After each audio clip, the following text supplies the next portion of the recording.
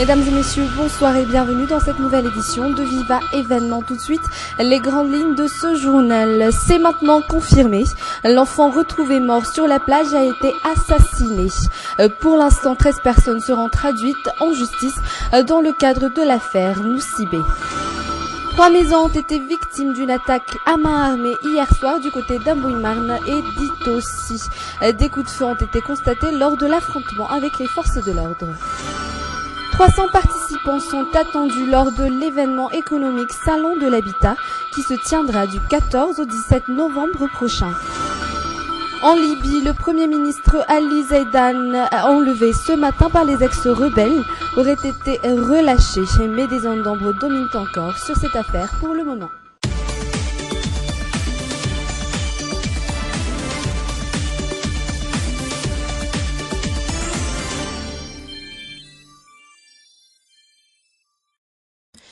Nouveau rebondissement dans l'affaire Noussibé, c'est maintenant confirmé.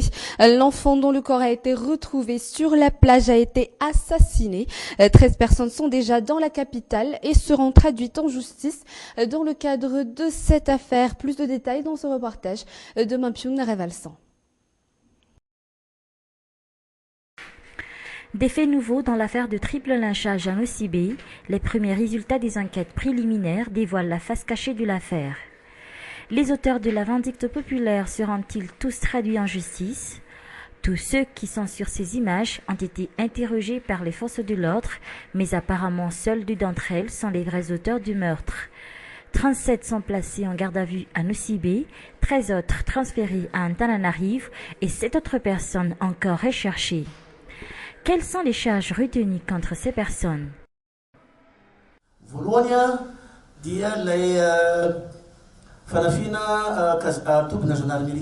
D'abord, il y a l'attaque du poste de la gendarmerie de Noussibé, puis l'incendie et le pillage des domiciles des gendarmes.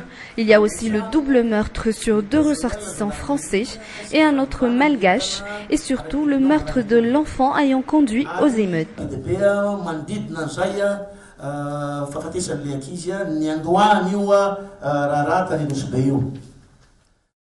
Quel est le rôle de l'ex-CST Joseph Yolande dans cette affaire?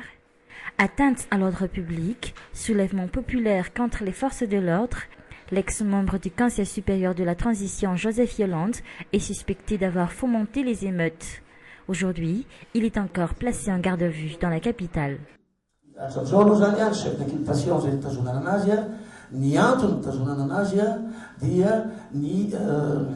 Il y a eu des conversations téléphoniques avec ses collaborateurs à Noussibé avant et durant les émeutes.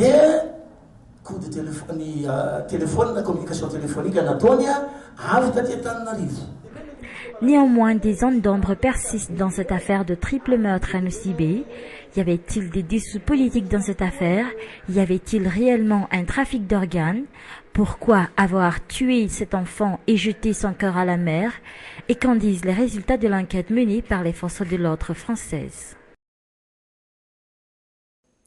Seules quelques 62 personnes, dont une femme, ont écopé d'une peine de mort à Madagascar depuis que le pays a obtenu son indépendance. Ils ont tous été auteurs d'un homicide, raison pour laquelle la justice les a soumis à cette peine. Une peine qui d'ailleurs va à l'encontre des droits de l'homme. Reportage de Zura Mialsou sur les images de Nzarara Djansou.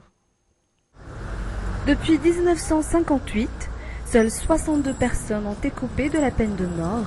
Pour cause, l'homicide volontaire ou encore le meurtre prémédité. En tout cas, jusqu'ici, aucune exécution n'a encore été enregistrée.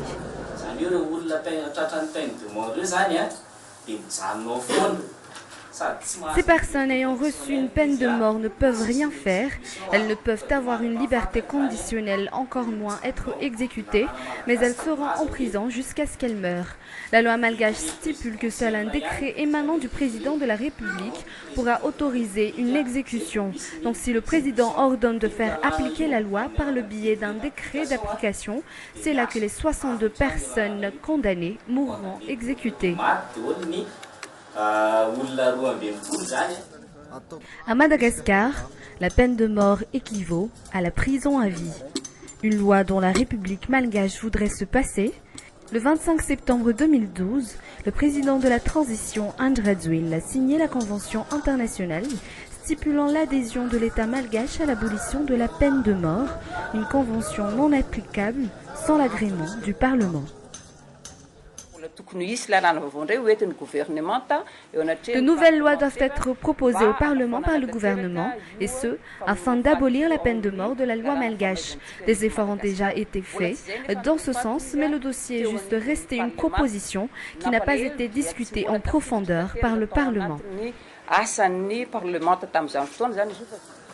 C'est aux États-Unis que l'on trouve le plus de condamnés dans le monde entier. Plus de 60 États ont déjà aboli cette loi sur la peine de mort, une peine qui figure parmi les causes pour lesquelles les associations œuvrant pour les droits de l'homme. Deux foyers à Mbouimajna Itos et un autre à Mbouikeli Ampitatafk ont été victimes d'une attaque hier soir vers 22 h. Les bandits, selon les informations reçues, ont été armés. Ils auraient même ouvert le feu lors de leur passage à Ampitatafk, mais aucune personne n'a été touchée. Par contre, les bandits ont réussi à dérober près de 3 millions d'arrières.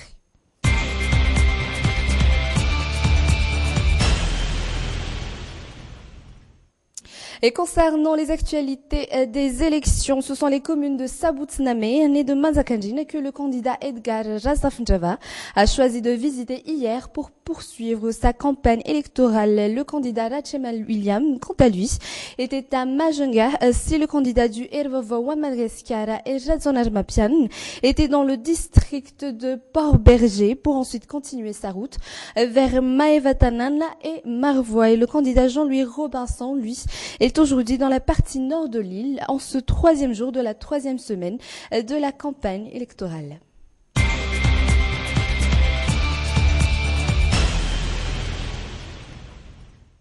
Un tout autre sujet à présent, la ceinture, un accessoire indispensable, surtout pour les hommes. Et en ce moment, les ceintures made in China remplissent les étalages. Il n'empêche que celles en cuir retiennent toujours la première place. Comment ces dernières se vendent-elles sur le marché en ce moment? Les réponses dans ce reportage de Mampiona Valson sur les images de Nzara Ranjianso. Nombreux sont ceux, comme Xavier, qui ne savent plus faire la différence entre les ceintures en vrai cuir et celles made in China. Je ne sais pas faire la différence. Quand j'en achète, je la sens juste au toucher, et quand je sens que c'est du cuir, je sais que c'est du vrai. En général, ce n'est plus la matière avec laquelle la ceinture est faite qui importe, mais plutôt celle qui attire le plus le regard, dont la majorité viennent de Chine.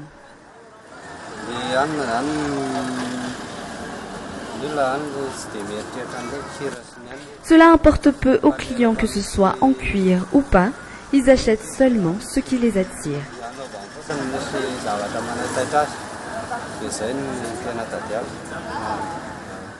Les ceintures en cuir sont pourtant très recherchées, surtout pour leur qualité. Les connaisseurs viennent directement jusqu'à Jean de Dieu. Ce dernier arrive à vendre 4 ceintures en cuir par jour.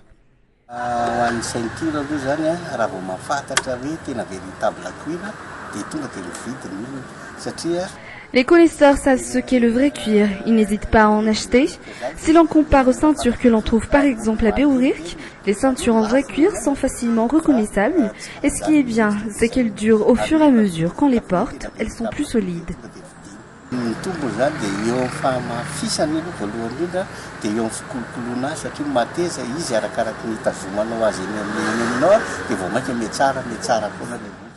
Tout de même, les ceintures en cuir sont assez chères par rapport à celles que l'on trouve dans les magasins chinois ou encore chez les marchands ambulants. La 15e édition du Salon de l'Habitat se fera cette année au Parc Futura à Tanzumbat du 14 au 17 novembre prochain. Un événement économique de très grande envergure durant lequel la construction, l'achat de terrains ou encore de maisons seront discutés. L'agence organisatrice Première Ligne n'attend pas moins de 300 participants pour la vente exposition. Reportage.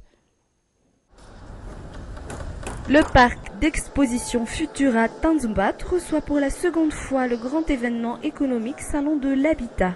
Un parc très spacieux, aménagé spécialement pour ce genre d'exposition, avec une superficie de 1200 mètres carrés et des espaces B2B, mis en place dans le but d'améliorer justement le domaine de la construction et de l'habitat à Madagascar. Plus de 300 participants seront attendus lors de cette exposition. La plupart sont des professionnels en la matière. La tenue de l'événement a été officiellement annoncée hier, un événement organisé par l'agence Première Ligne. Un afflux de partenariats a été constaté pour cette 15e édition, dont le thème sera le patrimoine historique d'Antananarivo, qui est en ce moment en danger. Et c'est sur ces actualités internationales que l'on termine ce journal. Merci de l'avoir suivi et à demain pour une toute nouvelle édition de Viva Événement. Au revoir.